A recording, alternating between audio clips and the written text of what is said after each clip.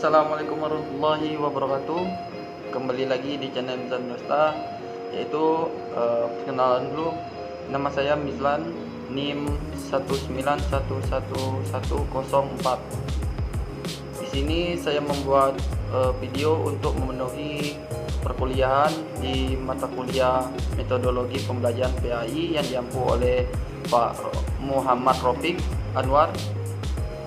Baiklah, di sini saya akan menjelaskan yaitu latihan penerapan metode simulasi 1 pada mata kuliah fikih.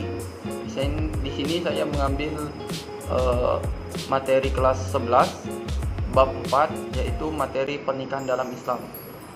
Baiklah, yang pertama pengertian dan hukum nikah.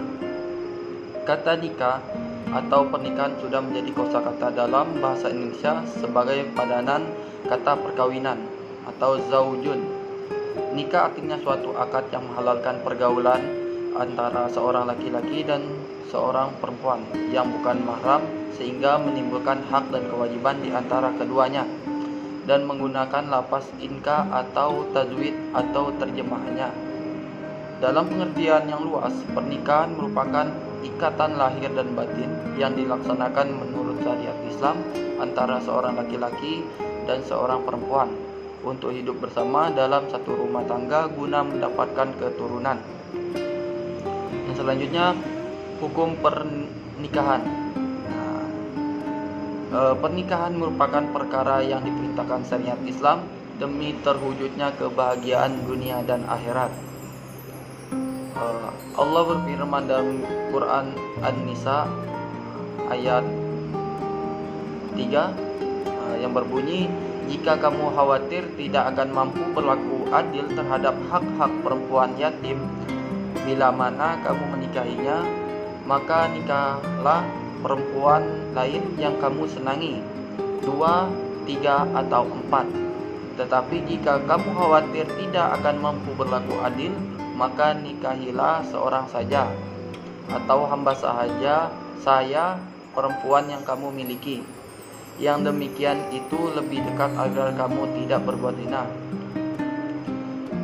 Jumhur ulama menetapkan hukum menikah menjadi 5. Yang pertama, mubah. Hukum asal pernikahan adalah mubah. Hukum ini berlaku bagi seorang yang tidak terdesak oleh alasan-alasan yang mewajibkan nikah atau mengharamkannya.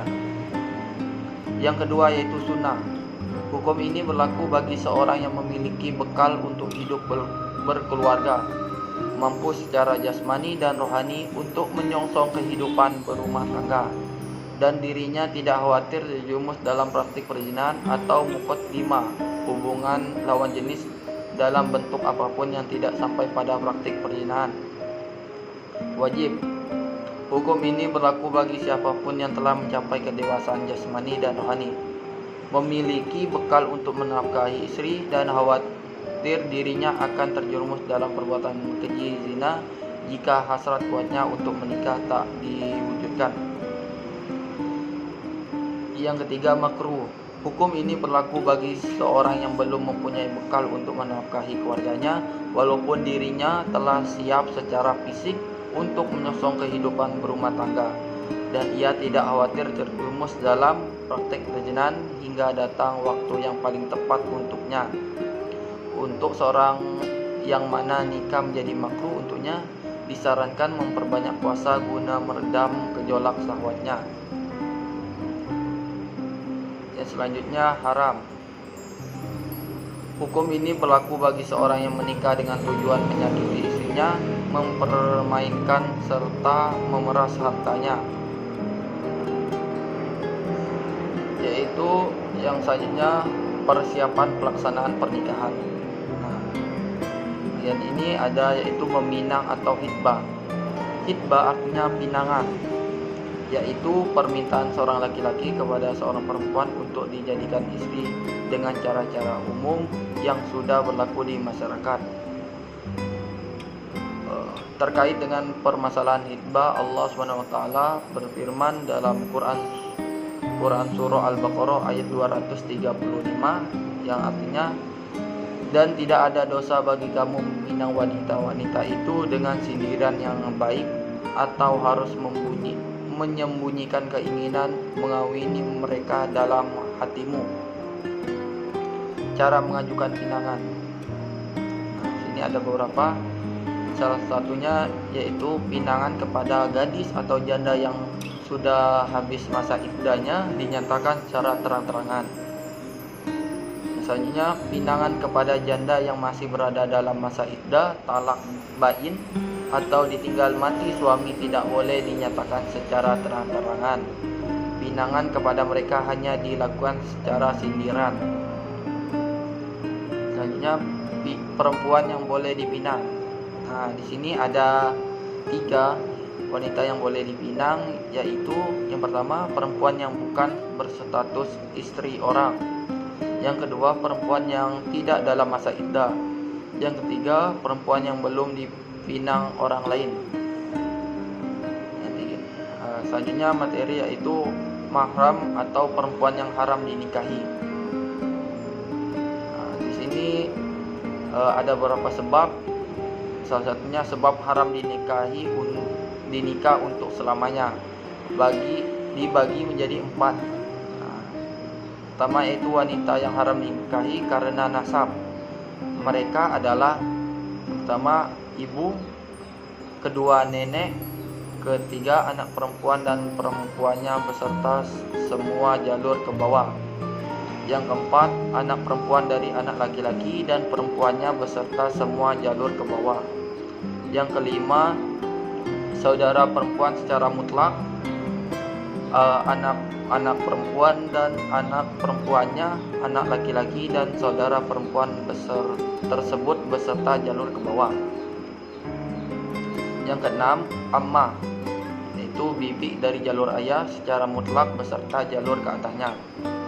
Yang ketujuh, khalah, bibi dari jalur ibu secara mutlak beserta jalur ke atas. Yang ke-8, anak perempuannya saudara laki-laki secara mutlak.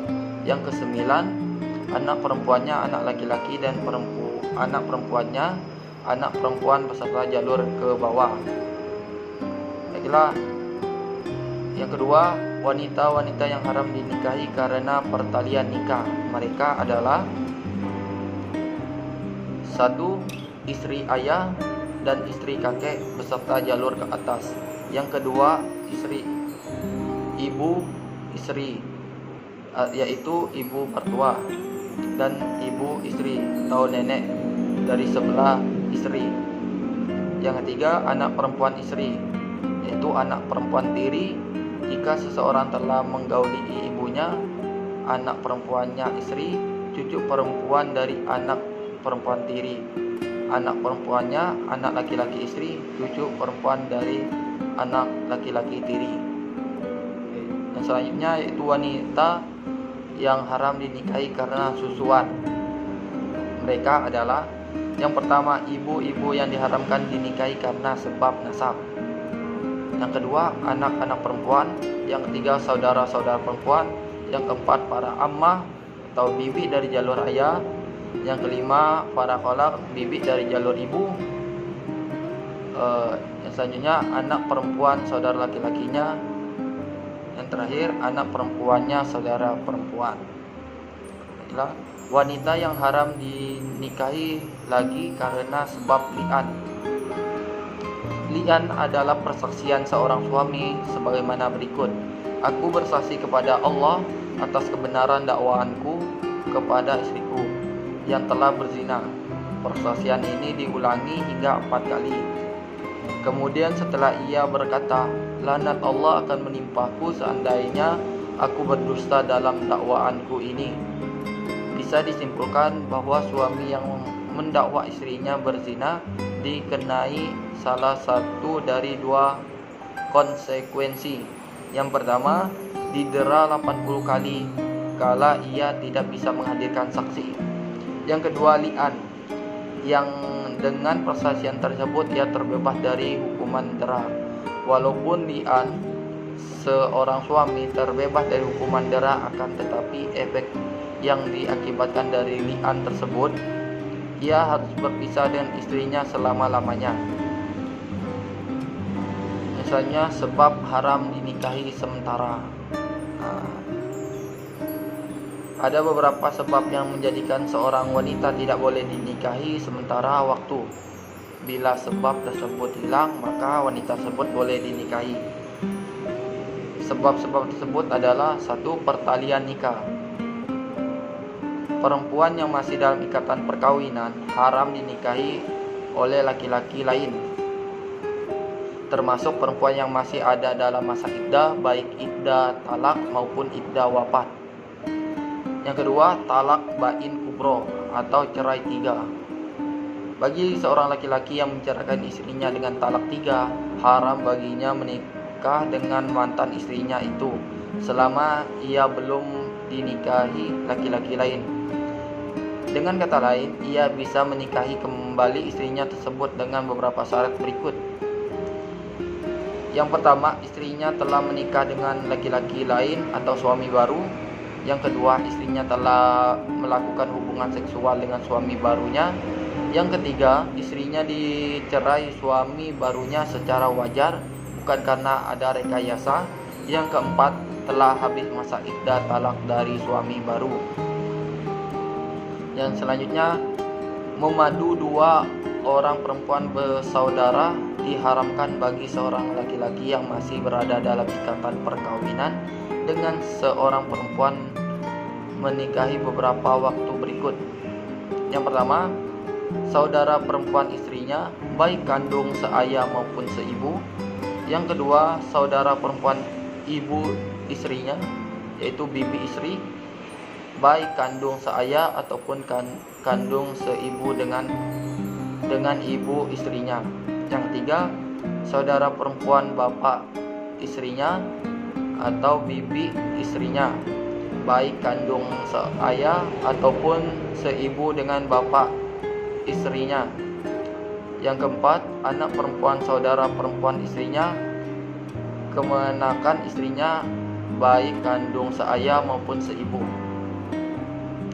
Yang kelima, anak perempuan saudara laki-laki istrinya, baik kandung seayah maupun seibu. Yang keenam, semua perempuan yang bertalian susuan dengan istrinya. Yang selanjutnya, yang keempat yaitu berpoligami lebih dari 4. Seorang laki-laki yang telah beristri 4, haram baginya menikah wanita yang kelima, karena syara telah menetapkan bahwa seorang laki-laki hanya boleh menikahi maksimal 4 wanita. Oke, yang kelima yaitu perbedaan agama haram nikah karena perbedaan agama. Jadi itu ada 2 macam.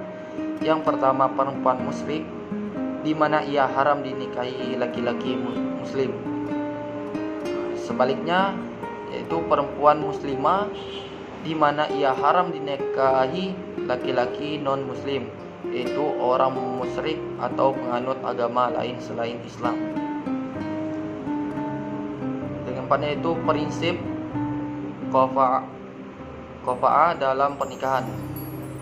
Pengertian qafa' yaitu kufu, artinya kesamaan atau kecocokan dan kesetaraan. Dalam konteks pernikahan berarti adanya kesamaan atau kesetaraan antara calon suami dan calon istri dari segi keturunan, status sosial atau jabatan pangkat, agama, dan harta kekayaan. Hukum qafa' adalah hak perempuan dari walinya. Ia seseorang perempuan rela menikah dengan seorang laki-laki yang tidak sekufu, tetapi walinya tidak rela, maka walinya berhak mengajukan gugatan fasak atau batal. Demikian pula sebaliknya, apabila gadis soleha dinikahi oleh walinya dengan laki-laki yang tidak sekufu dengannya, ia berhak mengajukan gugatan fasak atau batal. Qafa' adalah hak bagi seorang, karena itu jika yang berhak rela tanpa adanya qafa', pernikahan dapat diteruskan. Beberapa pendapat tentang hal-hal yang dapat diperhitungkan dalam qafa', yaitu yang pertama, Sebagian ulama mengutamakan bahwa kafah itu diukur dengan nasab atau keturunan, kemerdekaan, ketaatan agama, pangkat pekerjaan atau profesi, dan kekayaan. Yang kedua, pendapat lain mengatakan bahwa kafah itu diukur dengan ketaatan menjalankan agama. Laki-laki yang tidak patuh menjalankan agama tidak sekufu dengan perempuan yang patuh menjalankan agamanya. Laki-laki yang akhlaknya buruk tidak sekufu dengan perempuan yang akhlaknya mulia. Nah, pupuk ditinjau dari segi agama. Yang menjadi standar di sini adalah keimanan. Nah, ketika seorang yang beriman menikah dengan orang yang tidak beriman, maka pernikahan keduanya tidak dianggap sekufu. Kufu dilihat dari segi iffah. Maksud dari iffah adalah terpelihara dari segala sesuatu yang diharamkan dalam pergaulan. Maka tidak dianggap sekufu ketika orang yang baik dan mulia menikah dengan seorang pelacur walaupun mereka berdua seagama. Syarat dan rukun nikah. Di sini pengertian rukun nikah. Rukun nikah adalah unsur pokok yang harus dipenuhi hingga pernikahan menjadi sah. Syarat dan rukun nikah. Adapun syarat dan rukun nikah ada 5. Yang pertama, calon suami syaratnya beragama Islam, ia benar-benar seorang laki-laki. Ketiga, menikah bukan karena dasar paksaan. Yang keempat, tidak beristri 4. Yang kelima, mengetahui bahwa calon istrinya bukanlah wanita yang haram ia nikahi. Yang keenam, calon istri bukanlah wanita yang haram dimadu dengan istrinya, seperti menikahi saudara perempuan kandung istrinya. Yang ketujuh, tidak sedang berihram haji atau umroh. Yang kedua yaitu calon istri. Syaratnya beragama Islam. Yang kedua, benar-benar seorang perempuan. Yang ketiga, mendapat izin menikah dari walinya. Keempat, bukan sebagai istri orang lain. Yang kelima, bukan sebagai mu'taddah, wanita yang sedang dalam masa iddah. Yang keenam, tidak memiliki hubungan mahram dengan calon suaminya. Yang ketujuh, bukan sebagai wanita yang pernah dili'an calon suaminya, yaitu dilaknat suaminya karena tertuduh zina. Yang kedelapan, atas kemauan sendiri, tidak sedang ihram haji atau umroh. Syarat yang ketiga yaitu syarat wali, yaitu adalah yang pertama laki-laki, yang kedua beragama Islam, yang ketiga balik atau sudah dewasa, yang keempat berakal, yang kelima merdeka bukan berstatus sebagai hamba sahaya, yang keenam adil, yang ketujuh tidak sedang ihram haji atau umroh. Syarat 2 orang saksi. Yang pertama 2 orang laki-laki beragama Islam, yang ketiga dewasa atau balik, berakal, merdeka dan adil. Yang keempat melihat dan mendengar. Yang kelima, memahami bahasa yang digunakan dalam akad. Yang keenam, tidak sedang mengerjakan ihram haji dan umroh. Yang ketujuh, hadir dalam ijab kabul. Yaitu ijab yang selanjutnya, ijab kabul. Syaratnya sebagai berikut. Yang pertama, menggunakan kata yang bermakna menikah atau mengawinkan, baik bahasa Arab, bahasa Indonesia, atau bahasa daerah sang pengantin. Yang kedua, lafaz ijab kabul diucapkan pelaku akad nikah atau pengantin laki-laki dan wali pengantin perempuan. Yang ketiga, antara ijab dan kabul harus bersambung, tidak boleh diselingi perkataan atau perbuatan lain. Yang keempat, pelaksanaan ijab dan kabul harus berada pada satu tempat, tidak dikaitkan dengan suatu persyaratan apapun. Yang kelima, tidak dibatasi dengan waktu tertentu. Yang keenam itu adalah wali dan saksi. Dalam pernikahan merupakan dua hal yang sangat menentukan sah atau tidak pernikahan. Kedua, harus memiliki syarat-syarat tertentu. Wali, pengertian wali seluruh mazhab sepakat bahwa wali dalam pernikahan adalah wali perempuan yang melakukan akad nikah dengan pengantin laki-laki yang menjadi pilihan tersebut. Kedudukan wali dalam hadis riwayat Ibnu Majah dan Daruqutni bunyinya itu, janganlah seorang perempuan menikahkan perempuan lain dan jangan pula ia menikahkan dirinya sendiri. Syarat-syarat wali. Syarat-syarat wali ada 4. Yang pertama, merdeka, mempunyai kekuasaan. Yang kedua, berakal. Yang ketiga, balik atau sudah dewasa. Yang keempat, Islam. Bapak atau kakek calon pengantin wanita yang dibolehkan menikahkannya tanpa diharuskan meminta izin terlebih dahulu padanya haruslah memenuhi syarat-syarat berikut. Di sini ada 4. Yang pertama, tidak ada permusuhan antara wali mujbir dengan anak gadis tersebut. Kedua, sekufu antara perempuan dengan laki-laki calon suaminya. Yang ketiga, calon suami itu mampu membayar mas kawin.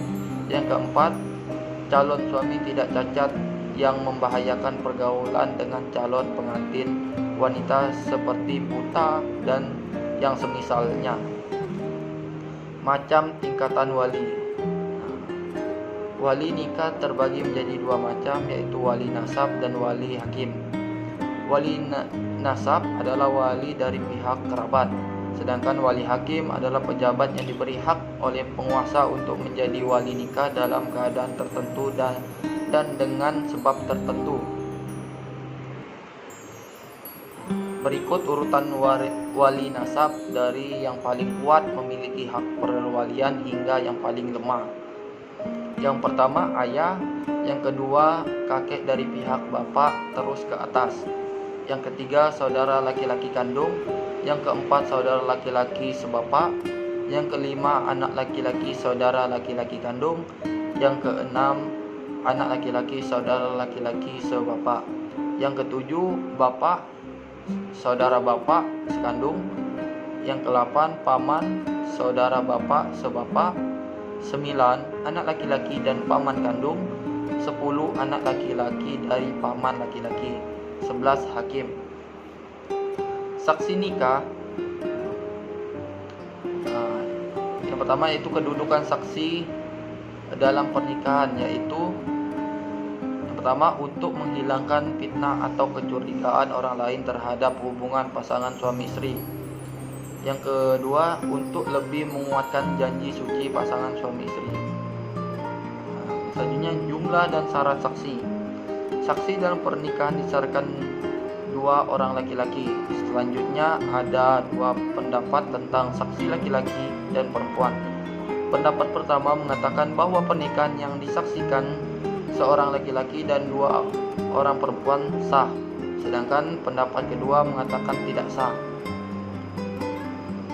Syarat-syarat saksi dalam pernikahan, yaitu laki-laki, yang kedua beragama Islam, yang ketiga balik, keempat mendengar dan memahami perkataan 2 orang yang melakukan akad, kelima bisa berbicara, melihat, berakal, yang keenam adil. 7. Ijab kabul. Ijab kabul yaitu ucapan wali dari pihak perempuan atau wakilnya sebagai penyerahan kepada pihak pengantin laki-laki. Sedangkan kabul yaitu ucapan pengantin laki-laki atau wakilnya sebagai tanda penerimaan. Adapun syarat-syarat ijab kabul adalah sebagai berikut. Yang pertama, orang yang berakal sudah tamyiz. Yang kedua, ijab kabul diucapkan dalam satu majelis. Ketiga, tidak ada pertentangan antara keduanya. Yang keempat, yang berakad adalah mendengar atau memahami bahwa keduanya melakukan akad. Yang kelima, lafaz ijab kabul diucapkan dengan kata nikah atau tajwid atau yang seperti dengan kata-kata itu. Yang keenam, tidak dibatasi dengan waktu tertentu, misalnya setahun, sebulan, dan sebagainya. Ke-8 yaitu mahar. Pengertian dan hukum mahar. Mahar atau mas kawin adalah pemberian wajib dari suami kepada istri karena sebab pernikahan. Bisa berupa uang, benda, perhiasan, atau jasa seperti mengajar Al-Quran. Ukuran mahar. Mahar merupakan simbol penghargaan seorang laki-laki kepada calon istrinya. Dalam banyak riwayat dijelaskan bahwa mahar bisa berupa benda, materi, atau kemanfaatan non-materi. Macam-macam mahar. Jenis mahar ada dua, yaitu pertama mashar musammah, yaitu mahar yang jenis dan jumlahnya disebutkan saat akad nikah berlangsung.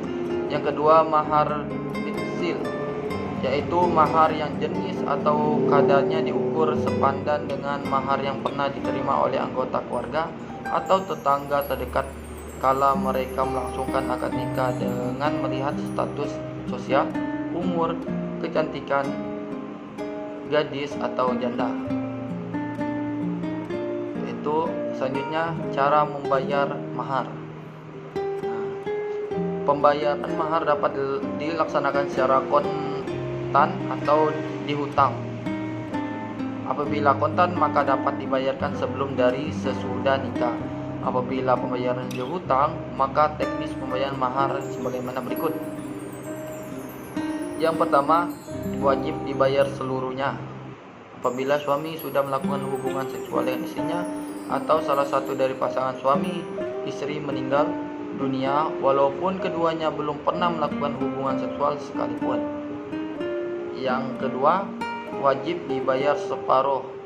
Apabila mahar telah disebutkan pada waktu akad dan suami telah mencerai istri sebelum ia dicampuri, maka mahar tidak disebut dalam akad nikah, maka suami hanya wajib memberikan mut'ah. Misalnya itu macam-macam pernikahan terlarang. Yang pertama, nikah mut'ah. Nikah mut'ah ialah nikah yang dilakukan oleh seseorang dengan tujuan melampiaskan hawa nafsu dan bersenang-senang untuk sementara waktu. Nikah mut'ah ini bisa dikatakan dengan nikah kontrak. Yang kedua yaitu nikah sigor atau kawin tukar. Nah, disebutkan dengan nikah sigor ini adalah seorang perempuan yang dinikahkan walinya dengan laki-laki lain tanpa mahar dengan perjanjian bahwa laki-laki itu akan menikahkan wali perempuan tersebut dengan wanita yang berada di bawah perwaliannya. Yang ketiga, nikah tahlil adalah yaitu seorang suami yang mentalak istrinya yang sudah ia campuri agar bisa dinikahi lagi oleh suami pertamanya yang pernah menjatuhkan talak 3 atau talak bain kepadanya. Yang keempat, nikah beda agama. Dalam Quran surah Al-Baqarah ayat 221 dijelaskan yang berbunyi, jangan menikah perempuan musyrik atau kafir sehingga mereka beriman. Sesungguhnya hamba sahaya yang beriman lebih baik dari perempuan musyrik, meskipun ia menarik hatimu karena kecantikannya. Janganlah kamu nikahkan perempuan muslimah dengan laki-laki musyrik sehingga ia beriman. Yang selanjutnya, yang 10, itu hak dan kewajiban suami istri. Kewajiban bersama suami istri. Yang pertama, mewujudkan pergaulan yang serasi, rukun, damai, dan saling pengertian. Yang kedua, menyayangi semua anak tanpa diskriminasi. Yang ketiga, memelihara, menjaga, mengajar, dan mendidik anak. Kewajiban istri. Yang pertama, kewajiban istri memberi nafkah. Yang kedua, bergaul dengan istri secara baik. Dijelaskan dalam Quran surah An-Nisa ayat 19. Yang ketiga, kewajiban memimpin keluarga. Diterangkan dalam Quran surah An-Nisa ayat 34. Yang keempat, mendidik keluarga. Diterangkan dalam Quran surah At-Tahrim ayat 6. Kewajiban istri.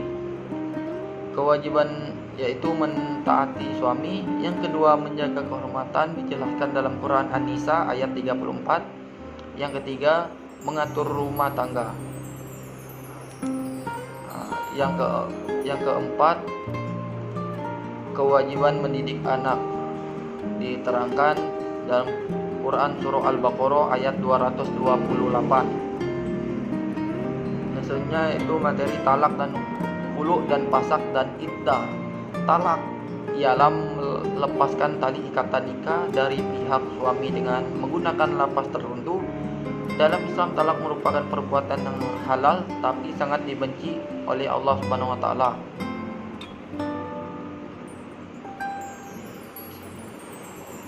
Berdasarkan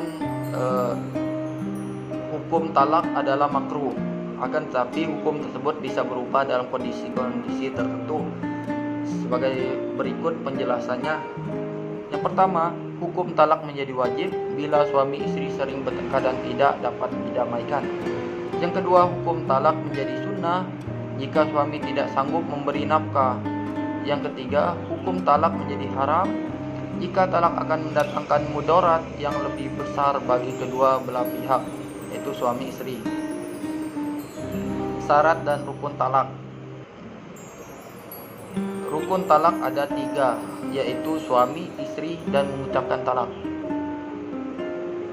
Adapun syarat dari setiap ketiga sebagaimana berikut. Suami yang menjatuhkan talak ini ada 4. Yang pertama, ada ikatan pernikahan yang sah dengan istri. Yang kedua, balik. Yang ketiga, berakal. 4, tidak dipaksa. Sedangkan untuk istri ditalak, 1, mempunyai ikatan perkawinan yang sah dengan suami. 2, masih dalam masa iddah. Talak raj'i yang dijatuhkan sebelumnya. Dan selanjutnya yaitu ucapan talak. Di sini selanjutnya yaitu macam-macam talak, ditinjau dari proses jatuhnya. Yang pertama, talak dengan ucapan. Talak dengan ucapan terbagi menjadi 2. Yang pertama, sari atau tegas, yaitu mengungkapkan lafaz talak yang tidak mungkin dipahami makna lain kecuali talak. Semisal ungkapan seorang suami kepada istri yang ia talak, engkau sudah berpisah denganku. Yang kedua, sindiran, yaitu mengungkapkan satu lafaz yang memiliki kemungkinan makna talak atau yang lainnya. Semisal ungkapan seorang suami kepada istri yang ia talak, pulanglah engkau ke rumah orang tuamu. Talak dengan sindiran harus disertai niat mentalak. Talak ditinjau dengan tulisan. Yang ketiga, talak ditinjau dengan isyarat. Jenis talak ini hanya berlaku bagi orang yang tidak dapat berbicara atau menulis.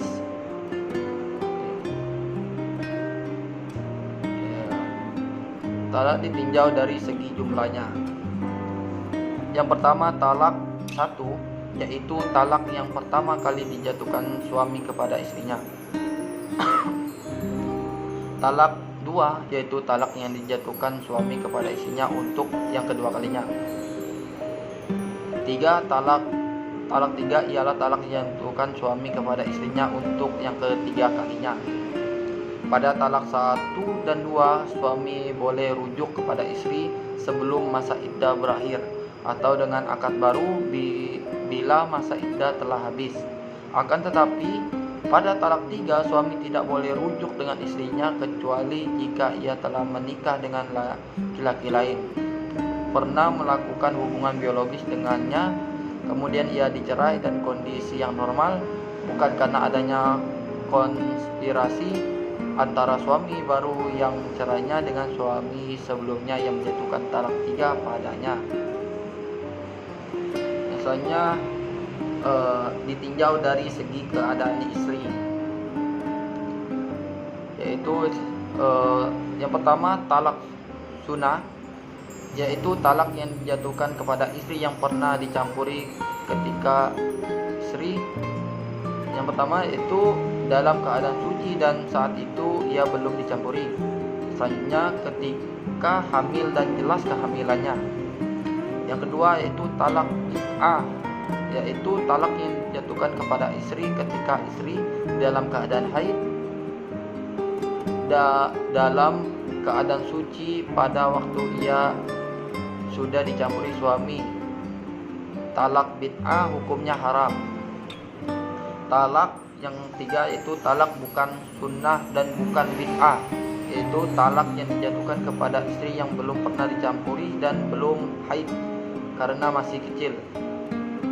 Selanjutnya ditinjau dari segi boleh atau tidaknya rujuk. Yang pertama talak roj'i, yaitu talak yang dijatuhkan suami kepada istri di mana istri boleh dirujuk kembali sebelum masa iddah berakhir. Yang kedua talak ba'in, yaitu talak yang menghalangi suami untuk rujuk kembali kepada istrinya. Talak ba'in ini terbagi menjadi dua. Yang pertama talak ba'in kubro, yaitu talak 3. Yang kedua itu talak ba'in sugro, talak yang menyebabkan istri tidak boleh dirujuk, akan tetapi ia boleh dinikahi kembali dengan akad dan mas kawin baru dan tidak harus dinikahi terlebih dahulu oleh laki-laki lain,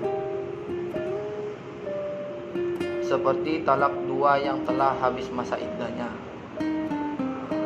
Selanjutnya pengertian khulu.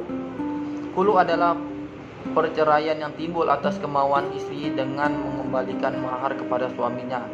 Khulu disebut juga dengan talak tebus. Selanjutnya ada pengertian pasak. Pasak secara bahasa berarti rusak atau putus. Adapun dalam pembahasan fikih, pasak adalah pemisahan pernikahan yang dilakukan hakim dikarenakan alasan tertentu yang diajukan salah satu pihak dari suami istri yang bersangkutan. Yaitu sini ada sebab-sebab pasak. Yang pertama, tidak terpenuhi syarat-syarat akad nikah. Semisal seseorang yang menikahi wanita ternyata adalah saudara perempuannya. Yang kedua, munculnya masalah yang dapat merusak pernikahan dan menghalangi tercapainya tujuan pernikahan, sebagaimana beberapa hal berikut, yaitu murtadnya salah satu dari pasangan suami istri. Yang selanjutnya yaitu hilangnya suami dalam tempo waktu yang cukup lama, miskinnya seorang suami hingga tidak mampu memberi nafkah keluarga, selanjutnya dipenjarakannya suami dan beberapa hal lainnya.